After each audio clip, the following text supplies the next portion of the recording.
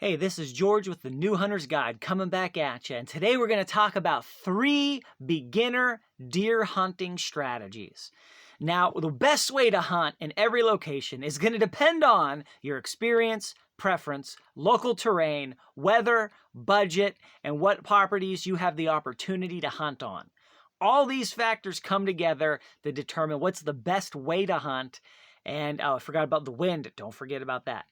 But these 3 strategies are things that you can employ no matter where you can hunt. You can probably adapt one of these or more of these, plus however much budget you have. It also will help you maybe stretch and think about different ways to hunt and how to hunt different areas. When I first got started, I didn't know what I didn't know. And I just walked into the woods, sat down, and had a terrible time of it. Had no idea what I was doing. Didn't realize that the place where I was sitting on the ground was a bad place to sit for that kind of hunting.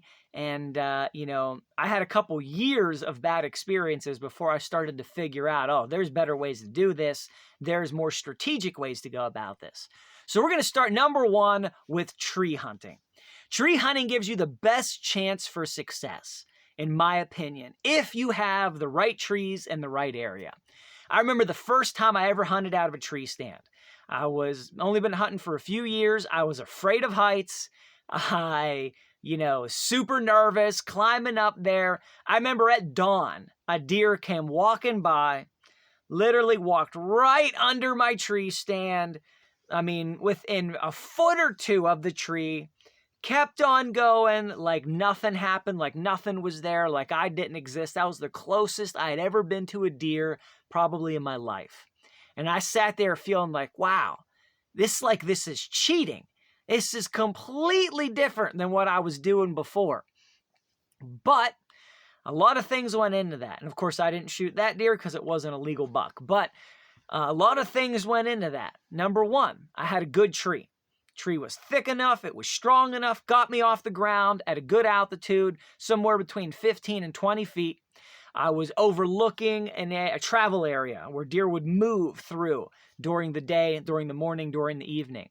And in my opinion, hunting travel areas is better than hunting food sources, because deer are less on guard when they're traveling than when they're eating. If they reach an area that they're going to eat, then they're always on guard, always on alert, looking around. Is there danger over here? Are there coyotes over there? Are there hunters over here? Was there a bear nearby? When they're moving, though, they're focused on where they're going. They're looking straight ahead. They're not stopping often and just, doing one of these and standing still. And if you can hunt a movement corridor as a beginner, you really improve your chances of success. Whether it's any one of these strategies, from a tree especially though, because you're off the ground, it's harder for them to see you. Deer don't typically look up just because.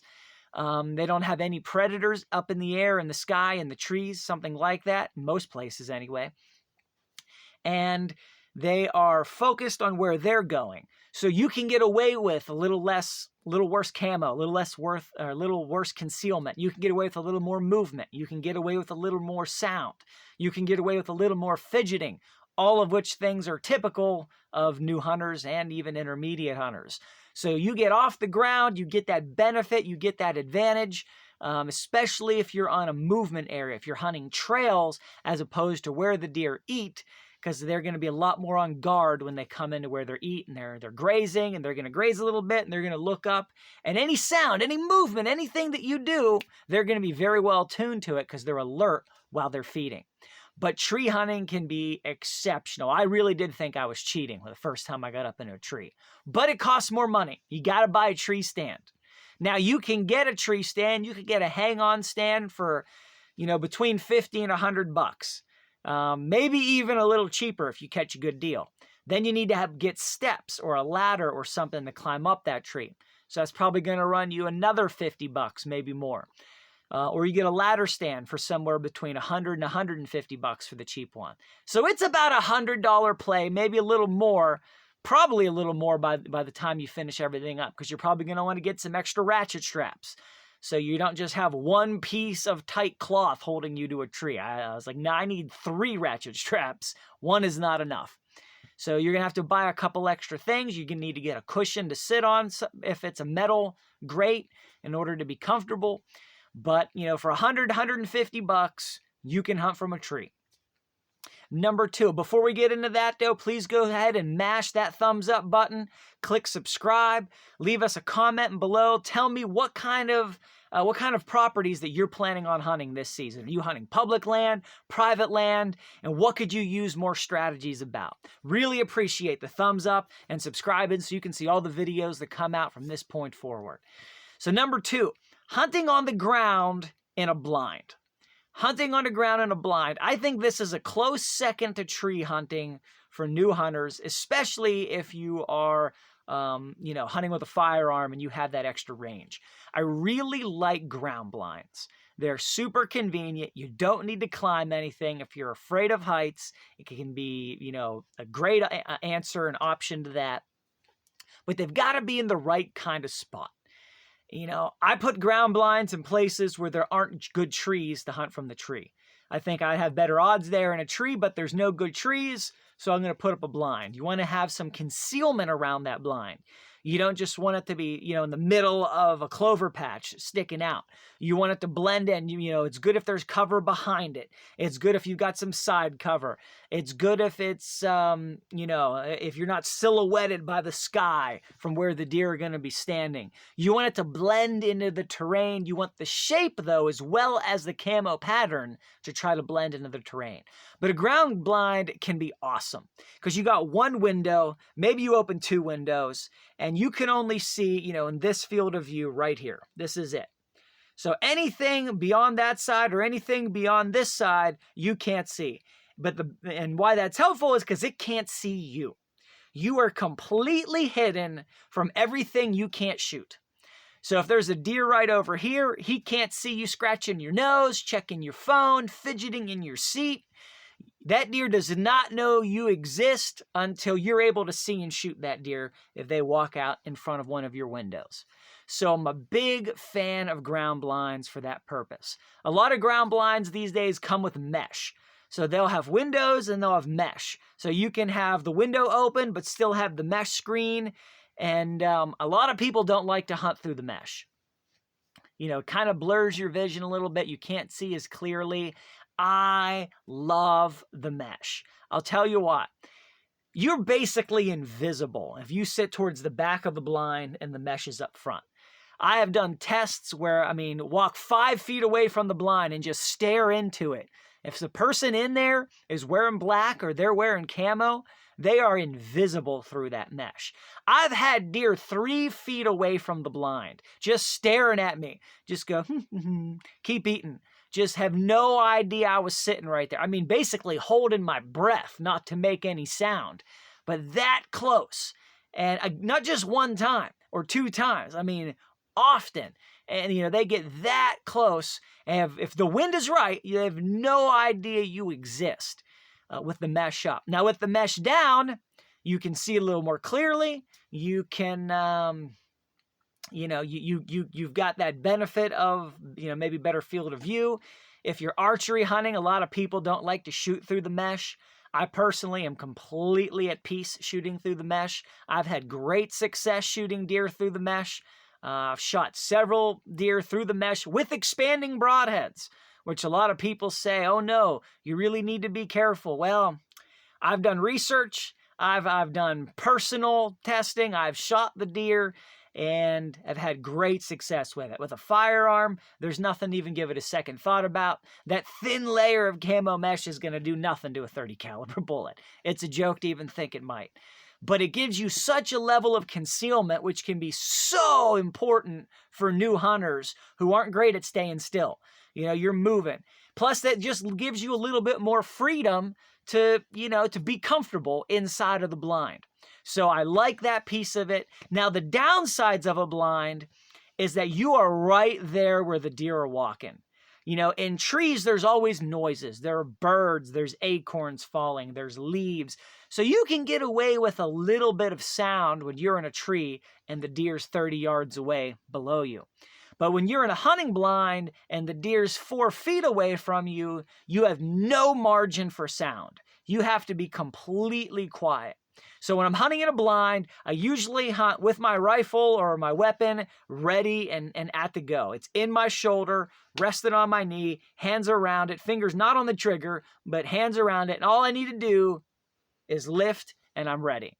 I can be ready to take a shot in 2 seconds. Just lift, safety, pull. That quick. And the reason for that is not so much I want to move less, but I want to make less sound. And if I do make a sound when I'm lifting that gun, if I've got a jacket like this that makes a little bit of noise, the deer's going to turn its head and look, but I've already taken the shot by that point because I'm ready and I'm there. So something to think about when hunting in a blind. Hunting on the ground without a blind. This is not number 3. This is number 2.5. Can you do it?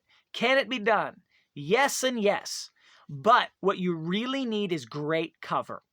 I like to lean against a big tree, not a tree that's this wide, a tree that's, 5, 6, 7, 8, 10 feet wide if I can find one. Something that's going to 100% block any chance of seeing me from behind. So I want to limit that field of view of where I can be detected. I need to be super careful with my wind, my movement, and my sound. Everything becomes more difficult and you have to be more careful hunting on the ground in the open. Sitting on the ground or you're sitting on a cushion on the ground, which is one of the best ways to do it for new hunters, or you could get a real low chair. They make turkey chairs that are great for deer hunting on the ground because it keeps you about this far off the ground and it works really nice. But you can take an exercise mat, just cut a strip off, sit on that. That's all you need. You don't have to spend money and then you can get in there.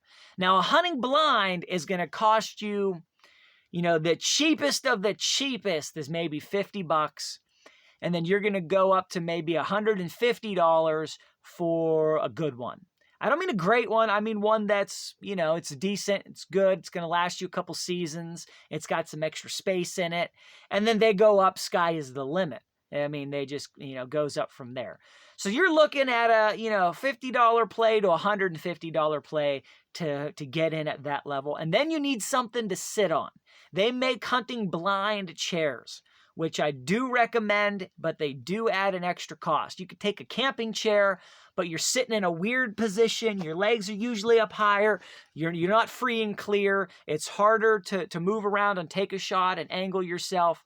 But you can do it if that's all you've got. But what you want to make sure you do is whatever you plan to sit on, you test it. Put up the blind, sit in it on your chair, look through the windows where you plan to hunt, and then try a variety of sitting and shooting positions to make sure, 1, you can maneuver to where you need to take a shot, 2, you're comfortable enough, and 3, you're quiet as can be. So those are the things you're looking for when hunting in a blind. Number 3 type of hunting strategy for beginners is still hunting, which is a misnomer. It's anything but still. It's moving. You're walking on the ground looking for deer. You're on the move.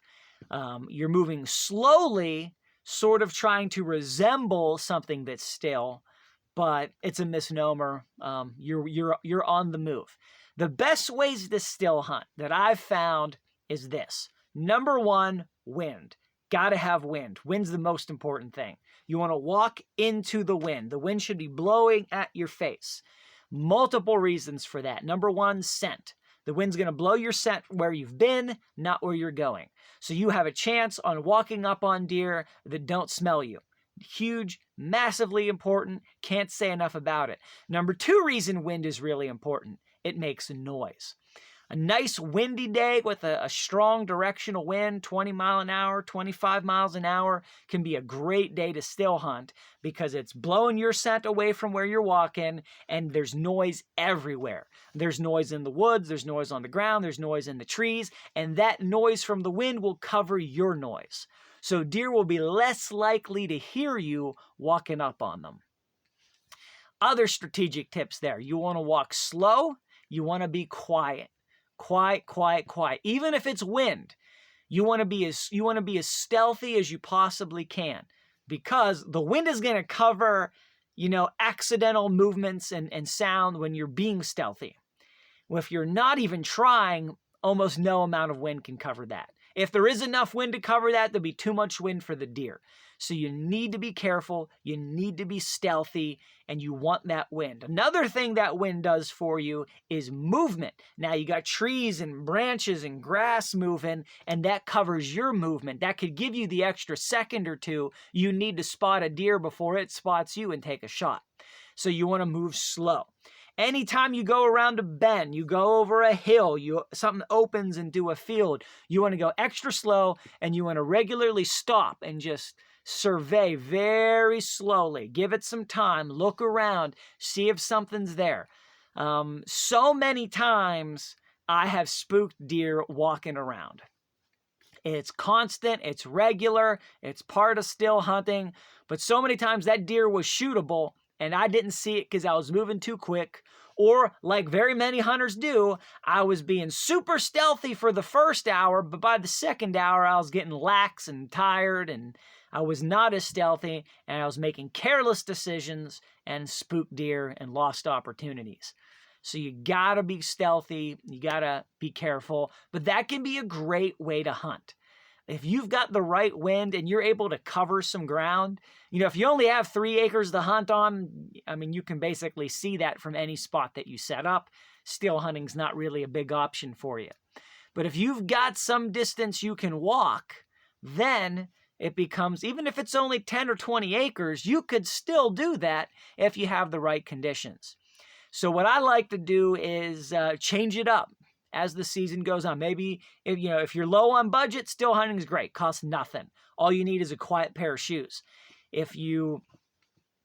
if you're hunting, say, in a blind, or you're hunting from a tree stand for a while, a couple days, or even just the morning, you get tired, you want to change it up. You get up and you can move into a different area that's not going to blow up where your stand is, and you can still hunt for a while, and then maybe go out, get some lunch, come back, and hunt the afternoon. So it's a good option. It's cost effective. You can absolutely take deer while still hunting. The deer you're most likely to be able to take are going to be does and small bucks. Mature bucks are going to be the most wary, the most careful, and the least likely to let you sneak up on them. But that's all right. It still happens. It's still a doable strategy, but you need to be careful. However, the best strategy, the best thing that you can do is get into the woods and hunt. Experience will inform you about the best strategy, the best place, the best way, the best timing, or what your style is and how you want to hunt. Some people know that they could be more successful in a tree, but they hate sitting all day. So for them, deer hunting is being on the move all day. It's walking, looking for deer. That's the way they enjoy it the most. So that's the way they should hunt. So you need to get into the woods and you need to spend time hunting. Don't worry if you're not successful, your first 2 or 3 or 5 times out. You're learning, you're getting experience, you're figuring out what you need to do or what you don't want to do, and better yet, how deer work on that land where you're hunting.